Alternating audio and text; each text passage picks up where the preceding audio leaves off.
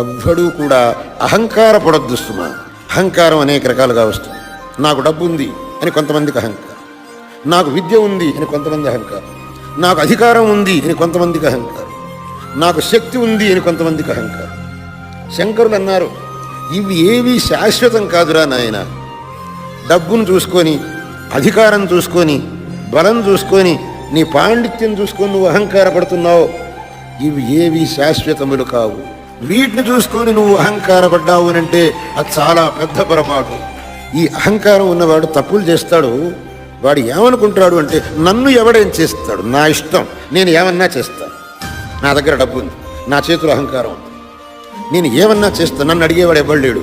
కానీ వాళ్ళందరికీ ఒక విషయం మటుకు మనం చెప్పాలి, నిన్ను ఇక్కడ అడిగేవాడు ఎవ్వడు లేకపోవచ్చు, నువ్వు శరీరం విడిచిపోయిన తర్వాత అడిగేవాడు ఒకడున్నాడు, వాడికి నువ్వు జవాబు చెప్పాలి.